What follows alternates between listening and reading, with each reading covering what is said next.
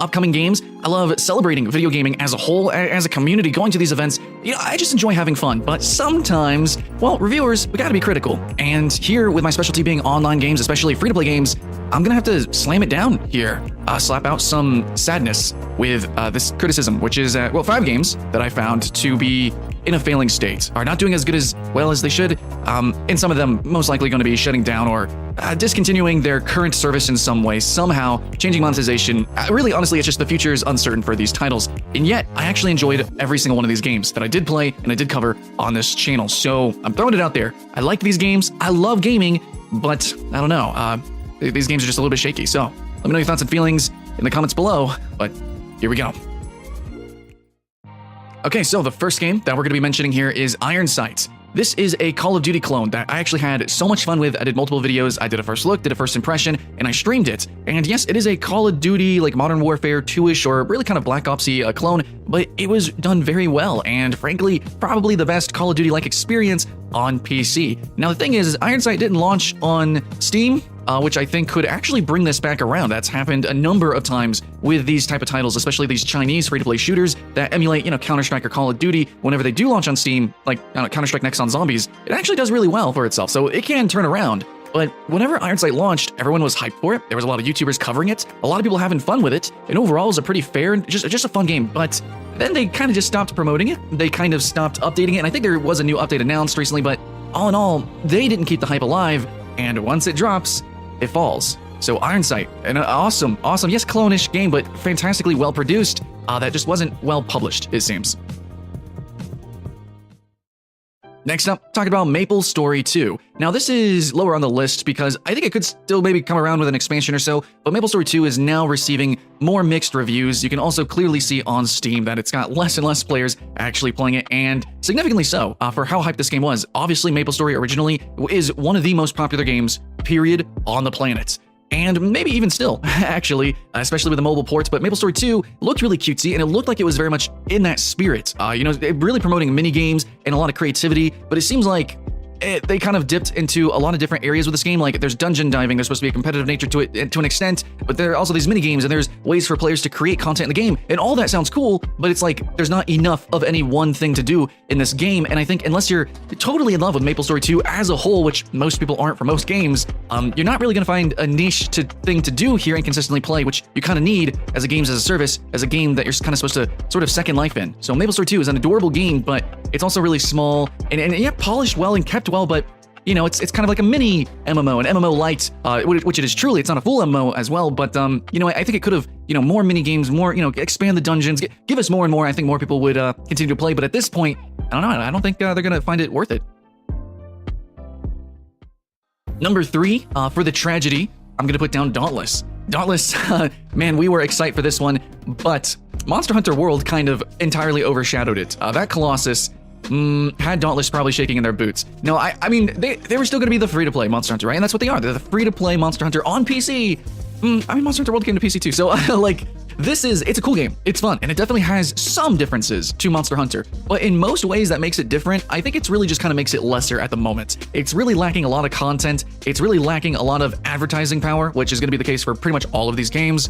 And I really do appreciate the end game for Dauntless, which is more of this sort of MMO or dungeon-inspired encounters, more fantasy, more magical type creatures than what you see in direct Monster Hunter games and Monster Hunter counters. So it's interesting, but a lot of the weapons are cloned in a lot of ways. A lot of the mechanics are very samey, and yeah, that can work for a lot of games. You can have a clone, it can work fantastically, even if it's same pricing scheme really. But for Dauntless, it's just Monster Hunter World really is just kind of that good, that big, that massive. And you would think it would ride the hype wave with it, but they haven't advertised it, really. They haven't really pushed it. The content is trickling out. It failed the wave, really. All right, number 2, I have Quake Champions. Now, it's not number 1, because, I kind of saw this failing. A lot of people saw this failing because it's an arena shooter. The thing was, I was really excited for it because it's freaking Quake Champions, right? Oh my god, did this game just not live up to any hype whatsoever? It's had some players during some free events, during some beta times.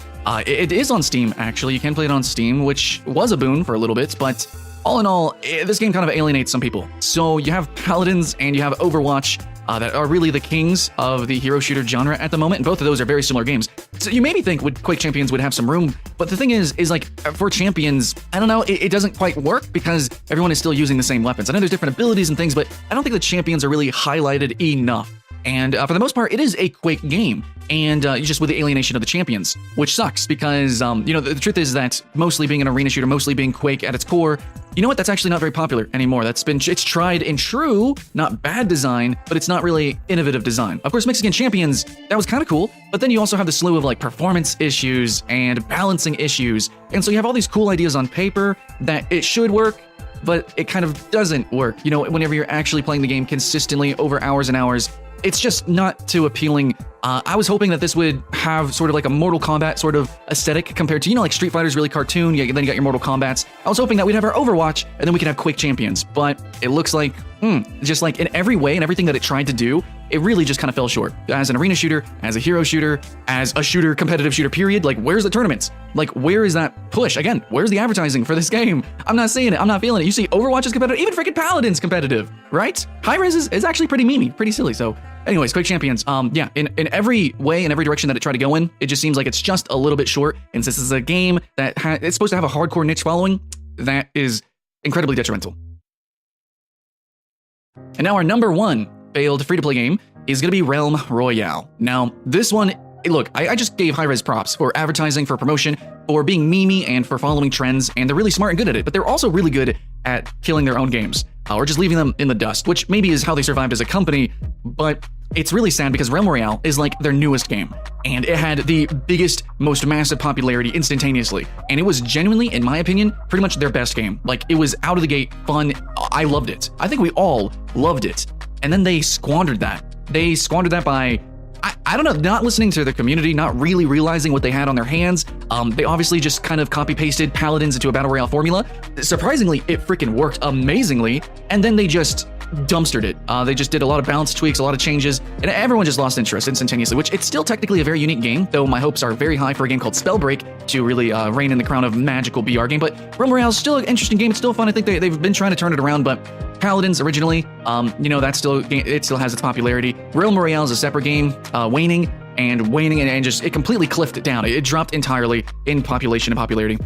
And I think it's basically because Hi-Rez just honestly, really for most of their games, they really don't know what they're doing. They get lucky, they do a quantity over quality thing that might, stir up some jimmies, but really that, I actually like that. Spam gods in Smite, spam champions, spam weird game modes, that stuff is fun, that's cool. And Realm Royale, you just threw it out there, awesome! But then instead of giving us like additive things, additive game modes, additive classes, you try to tweak and balance and make it, I don't know. The truth is, you don't know how to make a quality game. I don't know what to say. That's basically it. And surprisingly enough, we actually really like quality battle royales. Yeah, it was a meme. It was a fad for a little bit, but you can clearly see the ones that are polished or continuously polishing, have the competitions, have the tournaments. The ones that are taking themselves seriously, Fortnite, PUBG, and even freaking Ring of Elysium. Those are the games that are going far and beyond. Realm Royale, your time's up.